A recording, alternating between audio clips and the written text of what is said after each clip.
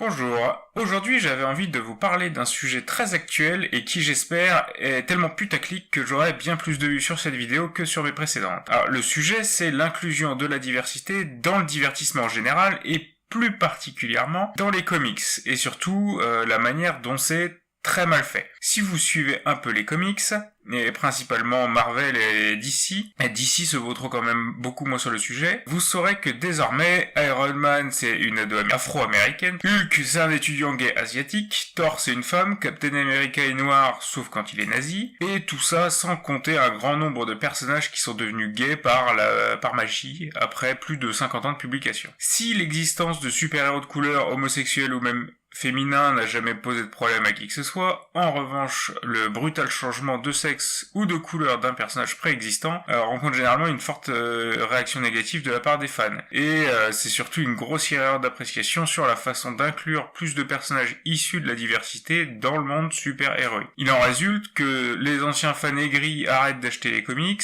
et il en résulte également une impossibilité de convaincre de nouveaux fans avec des récits qui ne sont écrits que pour faire du signalement de vertu aux dépens de l'intérêt de l'histoire. Et donc, la question à laquelle je vais tenter de répondre aujourd'hui, c'est de savoir pourquoi remplacer Tony Stark par Riri Williams, c'est une infinie connerie, alors que le personnage de Black Panther, lui, il est tout à fait bon. Et la réponse est simple, et ça tient en un seul mot, même si je l'utilisais avec une appréciation assez large, et c'est le mot archétype.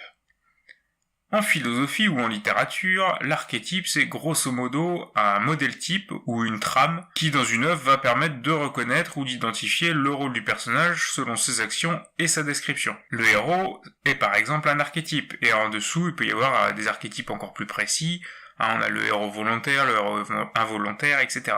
Et ensuite, l'auteur, il va développer le personnage et son histoire à partir de cet archétype. On distingue aussi l'archétype du stéréotype. Car ils se ressemblent beaucoup, les deux, mais les deux se différencient dans leur finalité. L'archétype, c'est qu'un point de départ pour l'auteur, c'est un canevas qu'il va remplir, là où le stéréotype, c'est une fin en soi. On utilise en quelque sorte un canevas déjà rempli, tel qu'il est communément rempli. Quand l'auteur va développer son récit, il va entourer le héros d'autres archétypes. L'un des plus connus, c'est le maître ou le mentor. On a Obi-Wan Kenobi, Gandalf, Yoda, etc.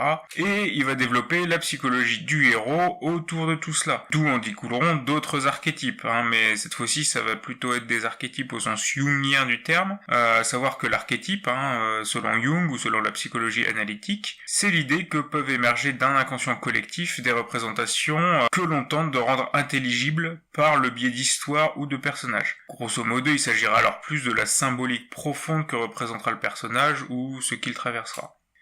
Ce qui se passe avec les super-héros aussi établis que ceux qu'on a actuellement, c'est qu'ils ont généralement entre 50 et 60 ans de publication établie. C'est qu'ils ont tellement imprégné la société que ce sont plus de simples personnages issus d'une aventure, ils sont devenus eux-mêmes des archétypes à part entière. Certes composés d'archétypes eux-mêmes, on pourrait parler de méta-archétypes, et je vais prendre pour illustration celui de Spider-Man, qui est pour moi le plus parlant.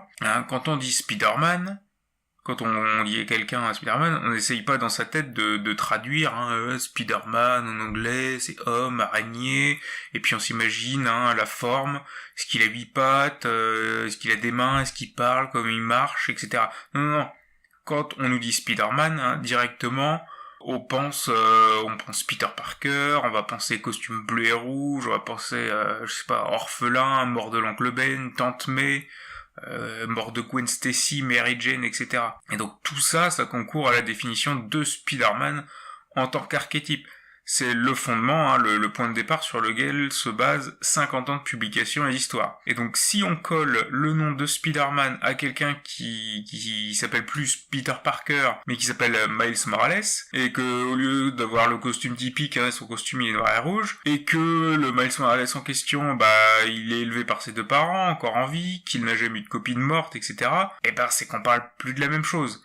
Il ne peut pas rentrer dans la case Spider-Man en tant qu'archétype. Mais du coup, vous allez me dire, en quoi un archétype c'est important ? Pourquoi est-ce qu'on peut pas juste tout changer du personnage sauf le nom et puis continuer comme si de rien n'était ? C'est parce que l'archétype, c'est ce qui donne du sens aux choses.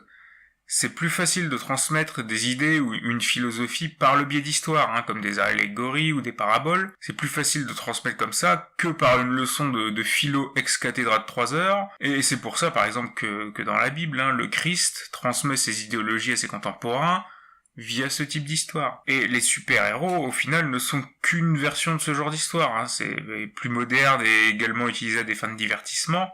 Mais ça ne se cantonne pas qu'à ça. Et donc, il y a une confusion de la part des auteurs récents entre le super-héros et son alter ego, comme s'il s'agissait de deux entités distinctes, alors qu'en réalité, les deux sont indissociables. L'un est la continuité de l'autre et vice-versa. Les auteurs, ils font l'erreur de considérer le super-héros comme une simple fonction limitée à son nom ou à son costume, comme si c'était une marque. Et si on peut rendre n'importe quel personnage avec n'importe quel passé et l'appeler Spider-Man, alors qu'en réalité, Spider-Man, il raconte plus vraiment grand-chose. Et donc, est Spider-Man quiconque va porter le masque, peu importe les valeurs qu'il va véhiculer. Or, c'est une erreur fondamentale, puisque imaginons un instant que j'écrive un roman policier et que je décide d'appeler mon héros Zeus, à aucun moment on fera la confusion entre le Zeus de la mythologie et mon héros. Il aura de Zeus que le nom. Quand on fait de Iron Man une afro-américaine, ou de Thor une femme, ou de Hulk un asiatique gay, on raconte plus la même histoire. On se contente de transmettre le nom et éventuellement le costume, le visuel, à une autre histoire. Et ça, c'est pas forcément lié à la couleur de peau ou au genre, même si sur le genre, ça j'y reviendrai plus tard. Mais c'est au fait que l'essence d'Iron Man, c'est pas d'être un blanc à barbichette. L'essence d'Iron Man, c'est qu'en dessous, il y a Tony Stark, avec tout ce qu'il a vécu, et pareil avec Spider-Man. Quand Marvel fait rentrer la diversité au forceps en travestissant des minorités avec un costume, ils font fausse route. Car en faisant ça, en réalité, ils perdent le personnage et tout ce qu'il symbolisait, donc ils vident complètement de son sens. Ce qui ne veut pas dire que le nouveau personnage est en soi mauvais. Mais c'est juste qu'il faut réaliser qu'on n'est plus en train de raconter la continuité de la même histoire. On a conservé le même nom, mais ça n'a plus rien à voir. Ce qui veut pas dire non plus que les personnages ne pourraient pas, par exemple, être noirs ou d'une autre couleur de peau. Même si ça ne peut pas être systématique, faudrait que ça être évalué au cas par cas. Et par exemple, avec Spider-Man, en ce moment, Marvel... ils tentent de nous vendre que maintenant, Spider-Man, c'est Miles Morales, comme je l'ai dit précédemment, jeune afro-américain qui vit avec ses parents à Brooklyn. Et a priori, les gens, ils aiment bien, Miles Morales et ses aventures. Je crois, il a l'air d'être plutôt bien vu. Mais le problème, c'est qu'il ne pourra jamais être Spider-Man au sens de le Spider-Man. Au mieux, il sera un Spider-Man. Ou le Spider-Man noir, comme on veut. En effet, Spider-Man, c'est Peter Parker.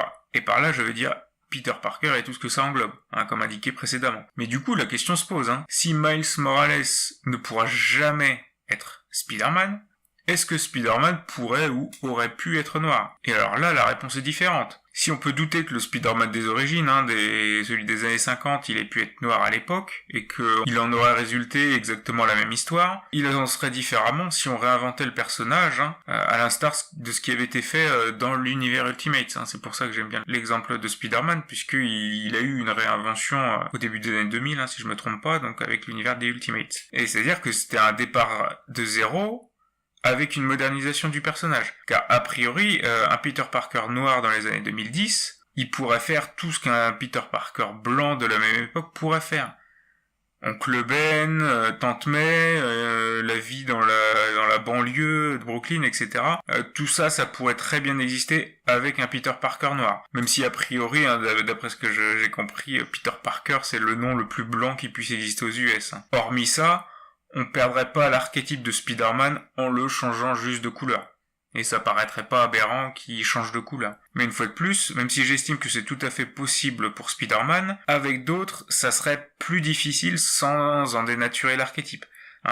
Superman par exemple, autant le Clark Kent du Daily Planet, on peut l'imaginer noir, autant la partie fils de fermier au fin fond du Kansas, ça aurait plus de mal à passer sans qu'on ait à devoir passer le récit original par le filtre de la question raciale. Et du coup, là, on changerait de récit. Ça pourrait être un concept intéressant, mais du coup, ça va dévier du concept original. Et c'est un peu la même chose pour Batman ou Captain America, à mon avis. Et pour l'exemple inverse, on peut prendre Black Panther, il pourrait pas être blanc, tant sa descendance africaine est centrale à l'histoire du personnage. En revanche, un personnage comme Tony Stark, par exemple, il pourrait tout à fait bien être noir ou arabe sans trop dénaturer le personnage. En précisant toutefois que ça pourrait être fait que dans le cadre d'une réinvention, puisque le personnage original est déjà établi. La continuité ne peut pas être rompue comme ça. Mais du coup, quid du genre ? Et alors là, pour moi, c'est pas la même chose. Si pour certains personnages, l'aspect racial n'affecterait pas trop le continuum d'archétypes créés, le changement de genre a des effets bien différents. En effet, ce qui va mouvoir en général un homme, et par extension un personnage masculin, dans la vie, c'est bien différent de ce qui va mouvoir un personnage féminin ou une femme.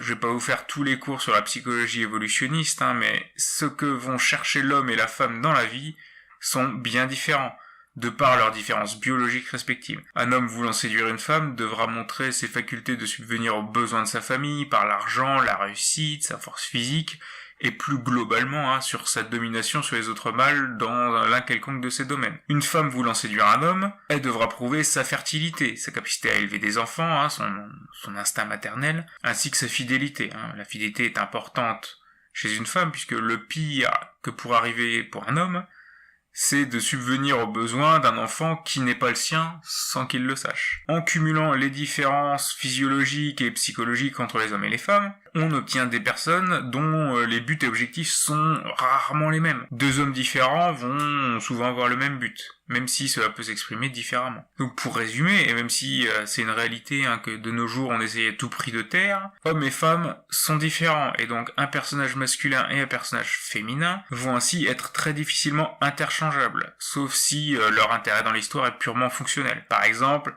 si dans une histoire on fait intervenir un postier qui met le courrier avant de disparaître, on peut décrire le postier indifféremment en tant qu'homme ou femme, ou autre, car l'important c'est la fonction postier. En revanche, si on veut commencer à plus approfondir le personnage, le genre ne sera pas neutre. Et si on commence à nous dire par exemple que le personnage a des enfants, si c'est une mère ou un père, l'appréciation qu'on en aura sera différente. Et tout ça permet de nous mettre dans la peau du personnage qu'on tente de décrire. Donc autant je peux voir certains personnages avoir la peau d'une autre couleur sans altérer le fond, autant le changement de genre est pour moi trop radical et je vois mal exactement la même histoire pouvant être racontée avec des genres complètement opposés. Après il y a peut-être des exceptions, mais en reprenant les exemples précédemment cités, ça paraît peu probable. Pour l'exemple inverse, imaginez l'histoire de Wonder Woman si elle était un homme. Je pense que de passer d'une espèce d'utopie lesbienne à une utopie gay soit vraiment la même chose. Après,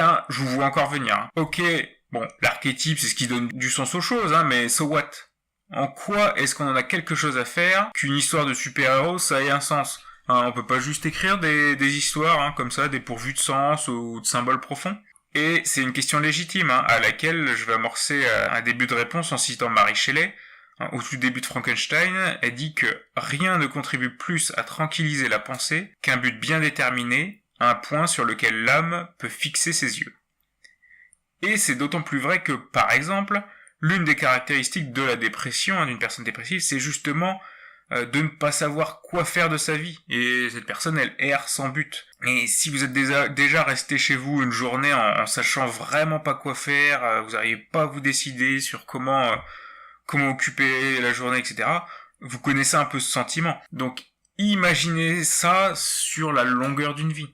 Ce qui permet de donner un peu de sens aux choses et de structurer sa vie, c'est d'une part les expériences vécues, au travers de nos échecs et nos réussites, ce qui forge notre personnalité, mais d'autre part, par les expériences fictives ou fantasmées. Ça nous permet d'acquérir une certaine expérience en évitant d'avoir à expérimenter nous-mêmes physiquement les conséquences des réussites et des échecs qui peuvent en résulter. Et ça, c'est pas uniquement à travers des récits de fiction ou de philosophie. C'est également, par exemple, quand avant de faire quelque chose, on se projette mentalement en train de faire cette chose et on s'imagine quel résultat pourrait être possible avant d'agir.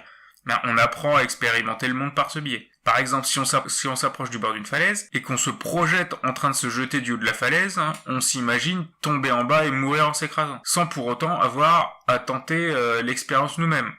Parce que sinon, si on n'avait pas cette faculté-là, on se dirait, qu'est-ce que ça change que je saute ou pas, autant expérimenter, autant savoir, et tu sautes et tu meurs. Et voilà, fin de l'expérience. Donc c'est pour cette raison que tous les mythes primordiaux, et par extension tous les autres récits qui en découlent, y compris ceux de nos super-héros, sont importants et qu'il serait faux de les reléguer au rang de simple divertissement, et c'est pas un hasard si la puissance de la mythologie grecque ou romaine, elle nous fascine encore autant. En conclusion, je dirais qu'il est dommage que la seule vision que les mastodontes de la culture ont du héros, ce n'est qu'un costume ou un nom de marque, et qu'au final pour eux, peu importe le contenant, tout étant interchangeable tant qu'on a le logo bien en évidence. C'est une vision très court-termiste de leur business, pour faire bonne figure et plaire à une population qui ne fait pas ou ne fera pas partie de leur marché cible de toute façon. Et ça, c'est préjudiciable au concept de super-héros. Mais c'est également préjudiciable à la diversité, qui du coup n'est ici qu'un prétexte marketing. Et du coup, elle en sort pas grandie, puisque maintenant, on voit bien que la diversité, elle est cantonnée à un travestissement au travers du costume, n'étant pas vraiment un point de départ très propice à un développement cohérent dans l'historique de publication préexistant du héros. En résumé, l'ancien héros disparaît, risquant l'aliénation de tous les fans existants et qui s'étaient énormément investis dans l'histoire, et le nouveau héros peinera à convaincre dans un costume qui n'est pas le sien et qui ne rassemblera pas un nouveau public.